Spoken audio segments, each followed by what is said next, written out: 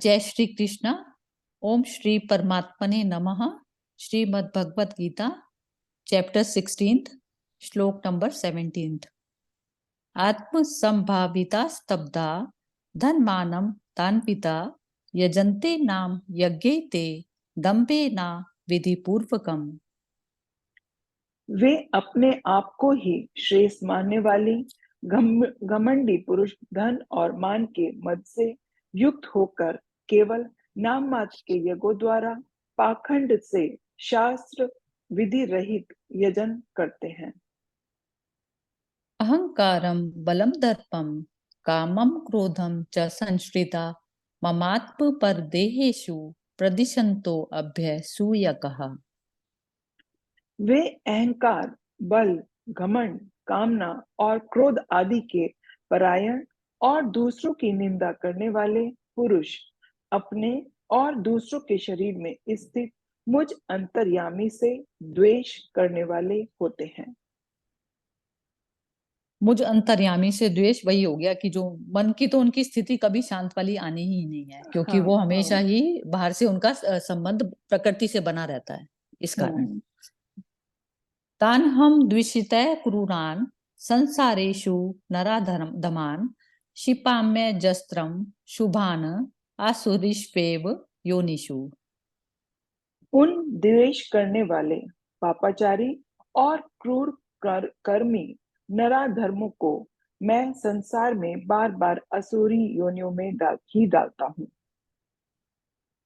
आसुरीम योनि मापन्ना मूढ़ा जन्मनि जन्मनि माम प्रप्य एव कौन्तेय ततो यान्ते धमाम गतिम।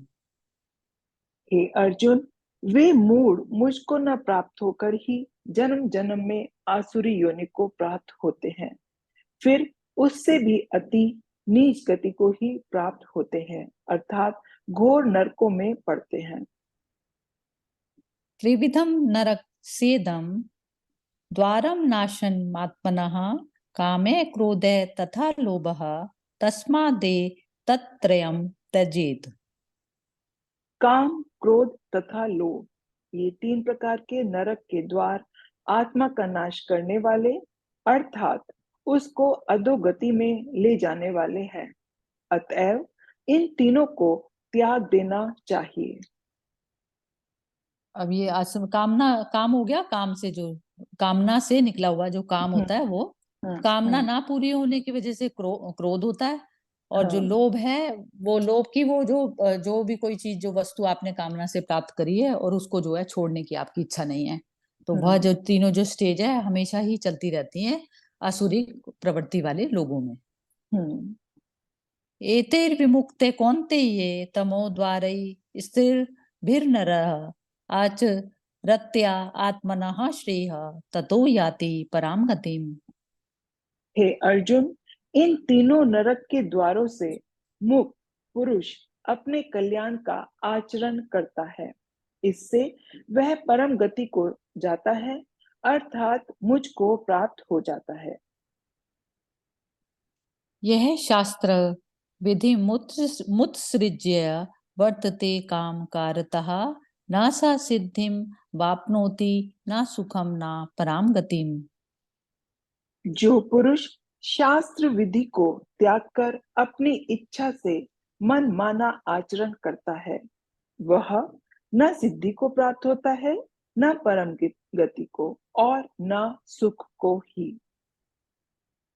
इसमें ये जो भगवान यहाँ पर बता रहे हैं कि शास्त्र विधि को त्याग कर, अब उसने क्या किया है, सबसे पहले हमें अपने जो मन पर जो हमारे सामग्री आई है या कामना किसी भी प्रकार की आई है तो उसको हमें जानना पड़ेगा, उसका मूल जानना पड़ेगा। तो उस चीज को जानने को शास्त्र कहा जाता है। हर मनुष्य के मन का शास्त्र अलग अलग है। शास्त्र जो जो हमें कर्म आत्मा की तरफ पर, जहां हमें शून्य की तरफ पे मन को लेके जा रहे हैं, वह जो कर्म होगा वो शास्त्र विधि के अकॉर्डिंग होगा। तो इसलिए वो कह रहे हैं कि अपना मनमाना जो है वो तो आसुरी वाला तो अपना मनमाना आचरण करता है, तो वो ना तो किसी सिद्धि को ना तो सिद्धि ही प्राप्त होती है, और सिद्धि यदि प्राप्त हो भी जाती, सिद्धि ये कि जो संसारिक जो चीज, वो जिसकी कामना उसने की है वो प्राप्त हो भी जाती है, तो वो हाँ। उसमें अटका हो जाता है, उसके हाथ में लोभ में क्रोध में हम्म। अटक जाता है, तो वो भी जो चीज है वो उसके मन पर फिर उसका मन शांति में नहीं बैठ पाता। तो परम हम्म। गति उस स्टेज को ही कहा जाता है, जो शांति की स्टेज होती है उसको परम गति कहा जाता है। तो वो हम्म। उसको मिल जाती है चीज तो वो दुख में रहता है, और नहीं मिलती तो दुख में रहता है, तो दोनों अवस्थाओं हम्म। में उसके पास दुख में ही है उसका। हम्म। तस्मात् शास्त्रम प्रमाणम ते कार्याकार्य व्यवस्थितौ ज्ञात्वा शास्त्र विधानोक्तम कर्म कर्तुम हार्हसि। इससे तेरे लिए इस कर्तव्य और अकर्तव्य की व्यवस्था में शास्त्र ही प्रमाण है। ऐसा जानकर तू शास्त्र विधि से नियत कर्म ही करने योग्य है।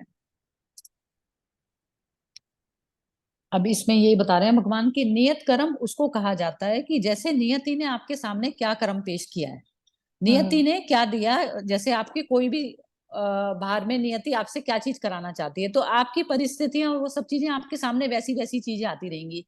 तो जो नियत कर्म जो भी प्रकृति ने आपको दिया है, उसमें अपने आप में निष्काम भाव से जब आप कर्म करते हैं, तो फिर आप उस शांति वाली जो स्टेज है ना उसको प्राप्त कर पाते हैं। तो ये चीज जो है इसमें श्लोक में भगवान बता रहे हम्म। हैं। जय श्री कृष्ण। जय श्री कृष्ण।